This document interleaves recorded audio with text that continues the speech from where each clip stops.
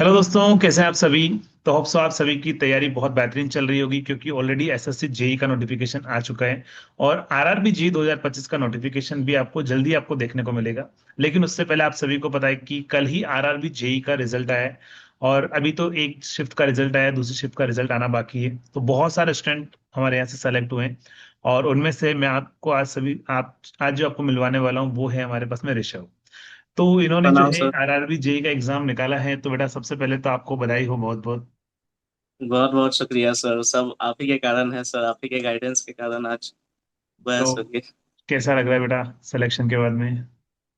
बहुत अच्छा लग रहा है, मीन्स सबका नजरिया ही चेंज हो गया अब एक सिलेक्शन के बाद में। बहुत सारे मैसेजेस आना, कॉल्स आना, एकदम चेंज हो गया हम्म। सब चीज।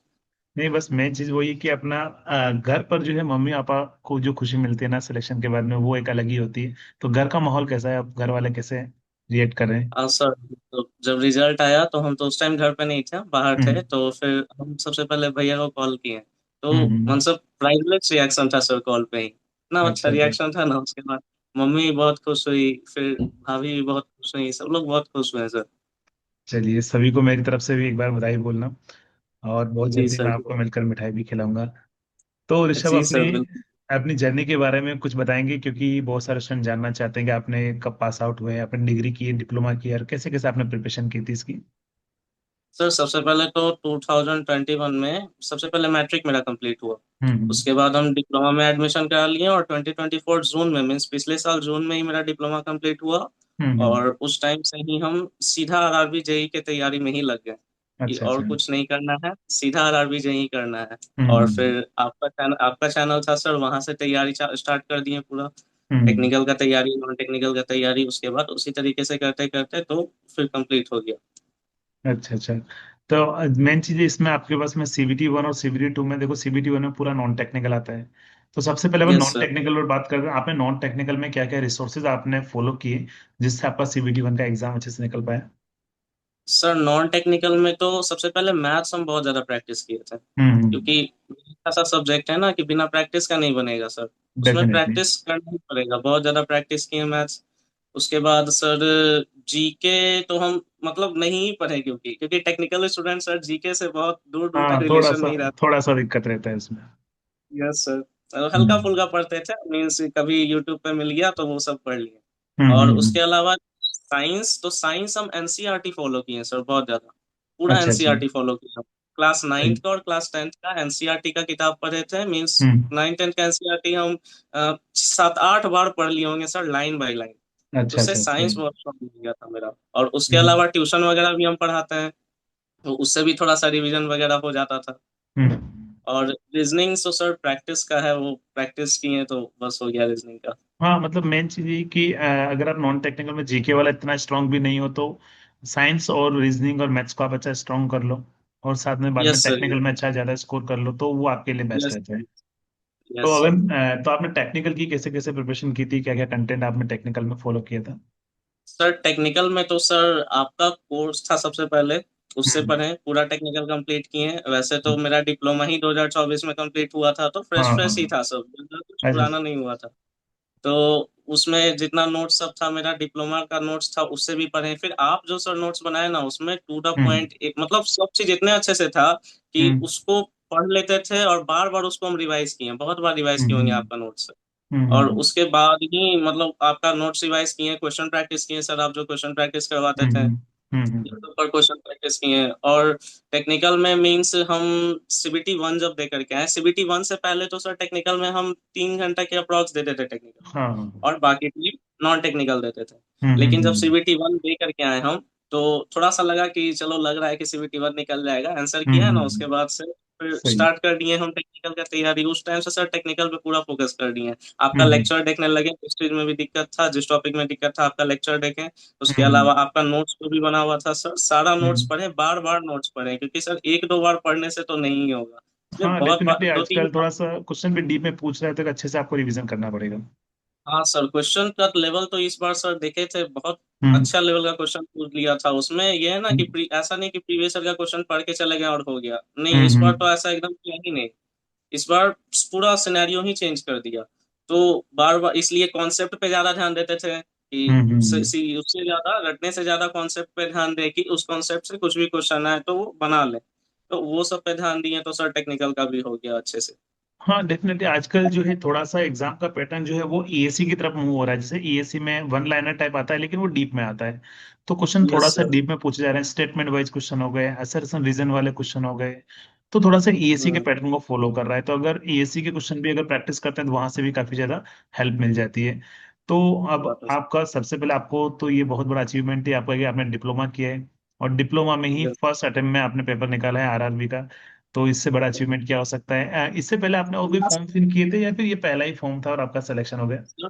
मतलब इससे पहले डिप्लोमा जब कर ही रहे थे ना, उसी टाइम फाइनल ये लास्ट सेमेस्टर में तो सोचे कि एसएससी ही भर देते, कुछ तैयारी नहीं था, अपने कुछ नहीं था, हम्म ऐसे ही भर देते। भर दिया हम्म ऐसे ही, तो ऐसे ही एग्जाम देने गए तो उसमें शायद मेरा 100 मार्क्स बना था, क्योंकि कुछ पढ़ के गया नहीं थे सर हम। वो ऐसे ही दिए थे, लेकिन ये अच्छे से जैसे ही मेरा डिप्लोमा कंप्लीट हुआ, हम सोचे कि हम्म नहीं, अब सीधा फोकस, एक फोकस आरआरबी जेई होना चाहिए, उसके अलावा कुछ नहीं। तो एक हम्म ही फोकस हम बना लिए कि करना है तो आरआरबी जेई ही करना है। और उसको हम्म हम और उसका तैयारी स्टार्ट कर दिए, और बस फर्स्ट अटेम्प्ट में निकल गया। उसके बाद सर अभी पावर ग्रिड का भी एग्जाम था, पीजीसीआईएल का। हम्म। उसमें भी डिप्लोमा ट्रेनिंग में 122 नंबर बन रहा है, तो देखिए सर उसमें अच्छा, क्या होता है। 122 पे तो उसमें भी हो जाएगा आपका आराम से। चलिए, मतलब मैं जितने भी स्टूडेंट का इंटरव्यू ले रहा हूँ तो उसके पास एक नहीं दो दो जॉब हमेशा है। तो चलिए, ये तो बहुत बड़ी अच्छी बात है कि चलिए आपके पास दो जॉब होगी, अब आपको चॉइस करना है कि कहाँ पर जाना है। और मैं आपको हमेशा क्लास में बोलता हूँ कि यार एक बार एक जॉब जॉब निकल गई ना तो फिर लाइन वाइज सारी जॉब निकलती है, फिर आपको ऐसा भी अटेम्प्ट दो, हाँ, क्योंकि एक अंदर से वो कॉन्फिडेंस आ जाता है ना कि यार मुझे, मैं कर सकता हूँ। और एक कॉन्फिडेंस का ही खेल होता है किसी कॉम्पिटिशन एग्जाम को निकालना। सही बात है सर। क्योंकि अ, आप अगर अच्छा नॉलेज भी अगर आपके पास, हाँ लेकिन वहां पर आपका कॉन्फिडेंस अगर गिर जाएगा ना, तो आप अच्छा नॉलेज होते हुए भी वैसा परफॉर्म नहीं कर पाइएगा। इसलिए हाँ, कॉन्फिडेंस बहुत ज्यादा जरूरी है। डेफिनेटली और इसमें आपको भी आपको ये होना चाहिए ना कि आप कहीं एग्जाम में बैठे हो तो आपको कभी अंदर से डिमोटिवेशन बिल्कुल नहीं आना चाहिए, यार नहीं यार। होता है बहुत बार 5-10 क्वेश्चन नहीं बनते हैं, अपन हाइपर हो जाते हैं, एग्जाम का प्रेशर रहते हैं। तो उन चीजों से थोड़ा सा यस। बचना पड़ेगा। बाकी आप आराम से, अगर जितना नॉलेज है, जितना पढ़ रहे हैं, अगर आप अच्छे से पढ़ लोगे तो एग्जाम आराम से निकाल लोगे। Yes sir. और इसमें भी सर सबसे बड़ा मीन्स मेरा मोटिवेशन जो था, उनको हमेशा सपोर्ट किए भैया थे मेरे, हमेशा हम्म। सपोर्ट किए। और मेरी मम्मी है, मेरी भाभी है, हमेशा सपोर्ट की एकदम, किसी चीज का हम्म कुछ वो नहीं हुआ। और हम्म मेरे दोस्त सब भी है ना, बहुत अच्छे से हम्म। सपोर्ट किए सब, मीन्स कि वो सब भी बोले कि नहीं एकदम तुम निकाल लोगे।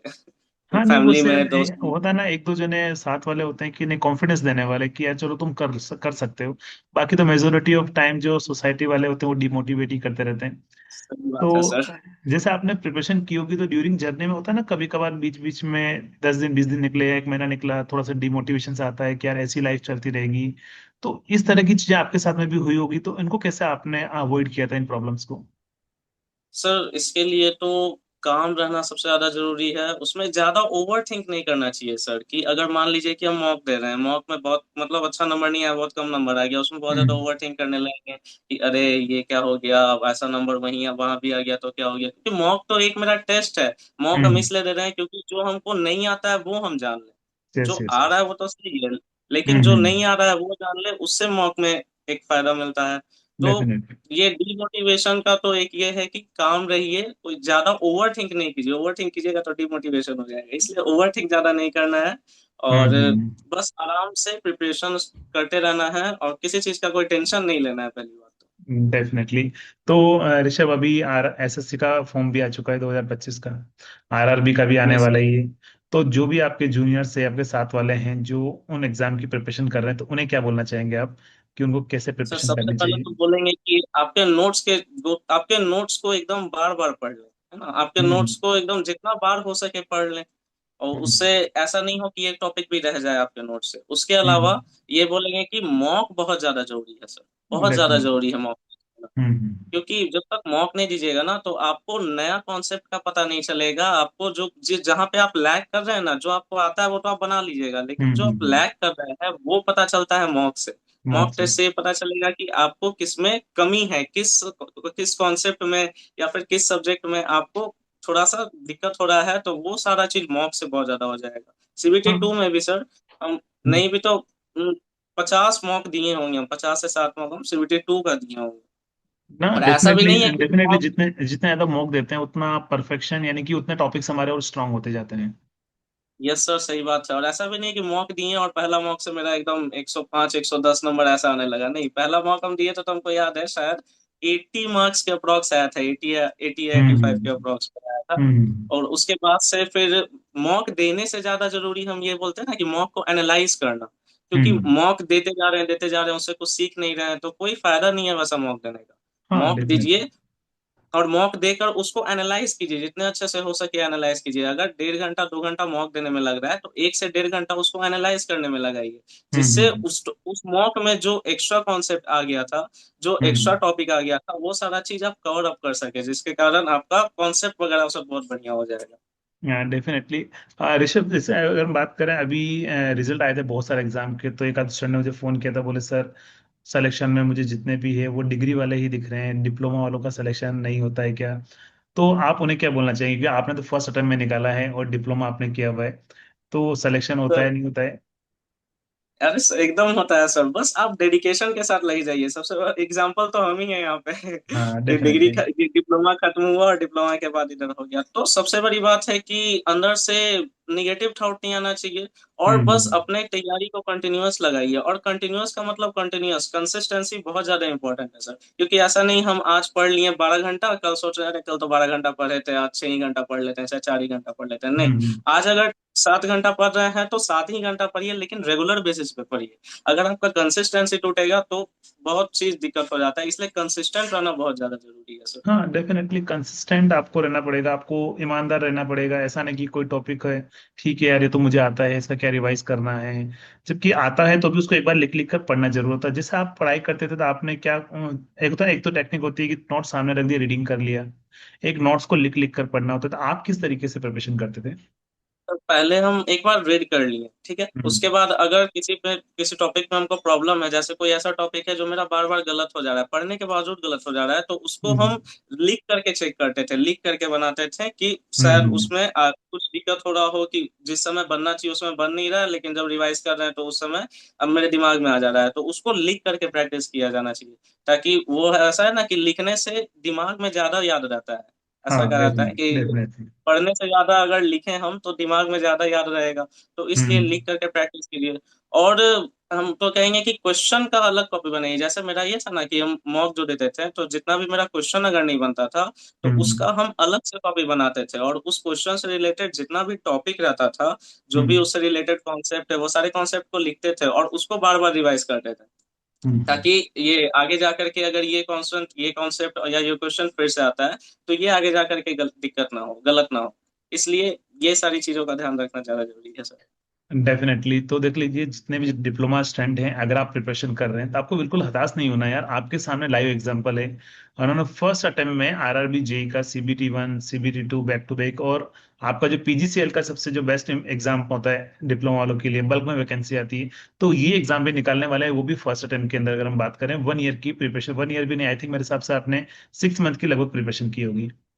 6 7 मंथ की प्रिपरेशन हुई होगी सर। हाँ तो मतलब 6 महीने इनफ होते हैं। अभी भी आरआरबी के लिए अभी नोटिफिकेशन आना बाकी है, 6 महीने कम से कम, उसके बाद में एग्जाम होगा, तो 6 मंथ आपके पास में है अभी भी। अगर आप प्रिपरेशन स्टार्ट करते हैं तो आराम से एग्जाम को क्रैक कर सकते हैं, बस एक डेडिकेशन आपको दिखाना पड़ेगा। तो यस सर, ऋषभ, बिल्कुल सही बात।